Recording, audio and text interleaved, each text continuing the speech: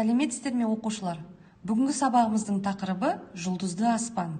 Енді жұлдыздар туралы видеоға назар аударайық.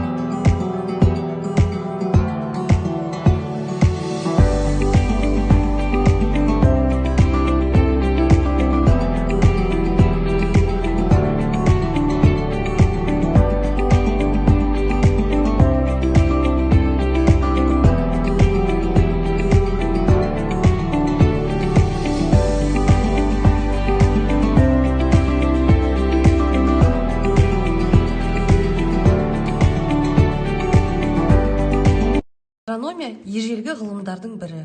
Ол адамның тәжірибелік қажеттіліктерінен пайда болған.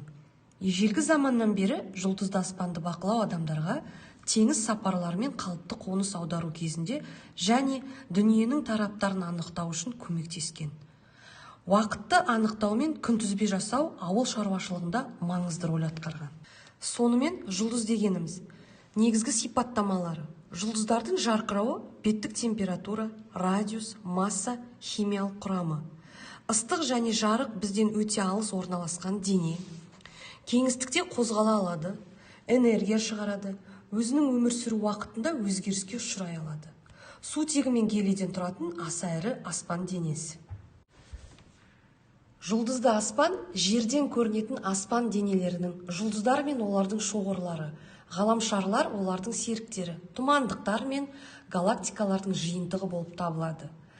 Астрономдар жұлдызды аспанды зерттеуде әртүрлі телескоптарды қолданған.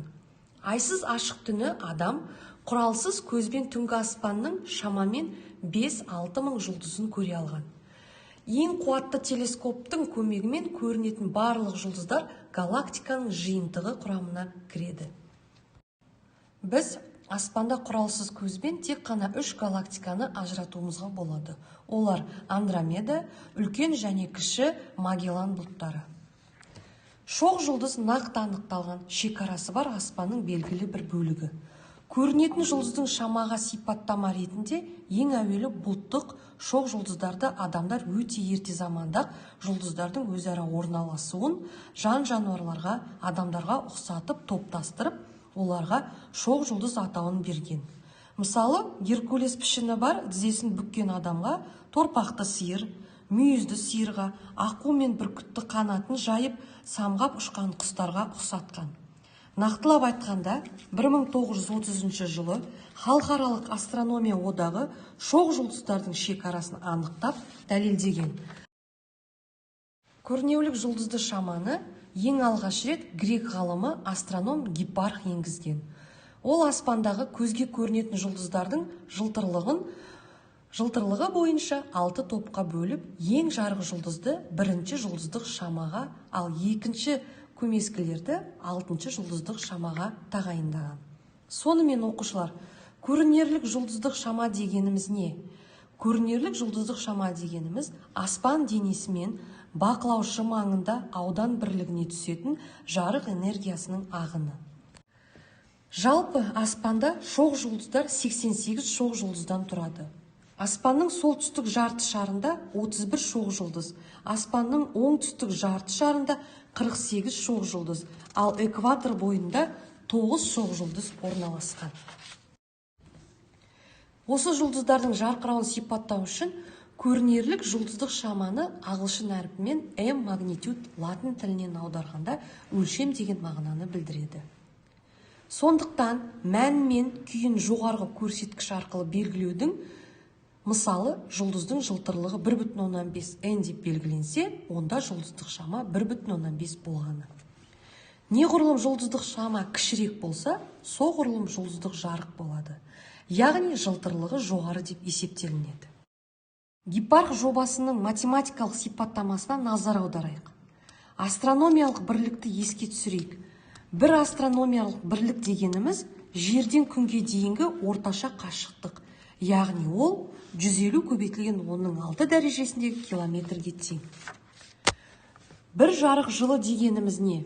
Бір жарық жылы дегеніміз бір жыл ішінде вакуумде жарық таралатын қашықтық. Ол 63200 астрономиялық бірлікке тең. Парсек деп нені айтамыз? Бір парсек дегеніміз астрономияда қолданылатын үлкен қашықтықтың өлшем бірлігі. Бір парсек 3,26 жарық жылына тең. Гипарх жобасының математикалық сипаттамасына назар аударсақ, жұлдыздардың 1 және 2, 6 жұлдыздық шамалардың нысандардың жарықтандыруы еселігі Q болатын кемімелі геометриялық прогрессияны құрайды. Сондықтан жұлдыздардың шамасы M болатын жұлдыздық жарықтандыру. Жұлдыздық шама 1-ге тең. Ол келесі формула арқылы анықталады. 19 ғасырдың ортасында ағылшын астрономы Норман Паксон жұлдыздық шаманы өлшеудің жаңа үлгісін ұсынды. Бұл үлгіде 5 жұлдыздық шама жұлдыз жарықтандыруының қатынасы дәл екендігін анықтады. Осы жұлдыздардың жарықтандыруының қатынасын анықтап берді. Паксон формуласы жылтырлығы әртүрлі жұлдыздардың көрнелік жарықтылығын бір-бірімен салыстыруға мүмкіндік берді. Сондықтан кейбір жұлдыздардың жылтырлығы жұлдыздық шама бойынша бөлшек теріс мәндерінде өрнектеледі. Қазіргі уақытта жұлдыздық шама тек жұлдыздарға тән емес, сонымен қатар басқа да нысандарға, ай, күн, ғаламшарларға да тәуелді болып келеді. Жердің байқалатын жұлдыздық жарықтылығы ол көрнекілік деп аталады. Жұлдыздың және басқа денелердің шынайы жарықтығын анықтау үшін абсолюттық жұлдыздық шама енгізілді. Абсолюттық жұлдыздық шама жұлдыздың стандарт қашықтық 10 парсек немесе 32,6 жарық жылы қашықтығында орналасқандығы көрінерлік жұлдыздық шамасы. Егер көрінерлік және абсолют жұлдыздық шамалар белгілі болса, біз жұлдызға дейінгі қашықтықты осы формуламен есептей аламыз. Жарқырау аспан денелерінің негізгі сипаттамасы. Ол аспан денесінің уақыт бірлігіне барлық беттің ауданын шығаратын сәулесінің толық энергиясымен сипатталады. Астрономдардың анықтауы бойынша жұлдыздың жарқырауы оның радиусы мен абсолюттік температурасына байланысты. Жұлдыздардың жарқырауы сәулелену қуаты жұлдыздардың уақыт бірлігіне шығаратын энергиясына тәуелді. Енді біз жұлдыздарға қарап құбыланы қалай табуға болатынын белгілеп көрейік. Ол үшін 3 қадамды орындауымыз керек. Бірінші қадам – аспанның солтүстік жарты шарындағы үлкен аю шоқ жұлдызының ең жарық 7 жұлдызы аталатын 7 жұлдыз. Шөміш пішінді еліп солтүстік аспанның өте анық көрінеді. Және ол темірқазық жұлдызын жердің өз-өзінен айналуына орай әр күні айналып жүргендігі көрінеді. Екінші қадам – темірқазықты тауып алайық. Кіші аю шоқ жұлдызының 2 жұлдыздық шамада көрінетін жарық жұлдыз. 7 қарақшының ең алдыңғы 2 жұлдызының бірі сызық бойымен жатады. Егер сонда да таба алмасаңыз, 7 қарақшыны ең алдыңғы 2 жұлдыздың ара қашықтығы 5 есе жерде тұратын анықтап алуға болады. Үшінші қадам бәрін тексеру қадамы. Сіз байқаусызда басқа жұлдыздарды темірқазық деп ойлап қалуыңыз мүмкін. Сондықтан қайта бір тексеріп шығу үшін артық етпейді. Үлкен аю шоқ жұлдызының ең соңғы жұлдызы мен кіші аю шоқ жұлдызының ең бірінші жұлдызы осы жеті қарақшы мен темірқазық болып табылады. Егер сіз осы арқылы солтүстікті таба алсаңыз, онда құбыланы да оңай табып алуға болады. Жеті қарақшыны таныған жеті түнде адаспас. Яғни жеті қарақшы біздің бағыт бағдарымызды анықтайтын жұлдыз. Бұл кестеде жұлдыздың белгіленуі, халықтық және астрономиялық атаулары берілген. Осы арқылы жұлдыздарды көруге болады. Енді оқушылар, тапсырма орындап көрейік. Бірінші жұлдызды шамадағы жұлдыздардың жарықтығы үшінші жұлдызды шамадағы жұлдыздардың жарықтығынан қанша есе артық? Ойланып көрейік. Сонымен, оқушылар, жұлдыздардың жарықтық анықтамасына сәйкес бір жұлдыздық шамада айырмашылықта жұлдыздардың көрінетін жарықтығы 2,5 есе ерекшеленеді. Бірінші және алтыншы жұлдыздардың жарықтығы шамамен 100 есе ерекшеленеді.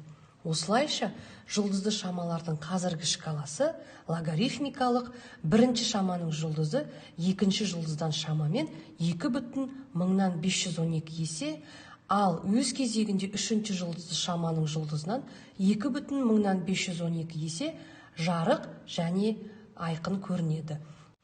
Сонда үшінші жұлдыздың шамаға жарықтығы болады 6,125 есе артық.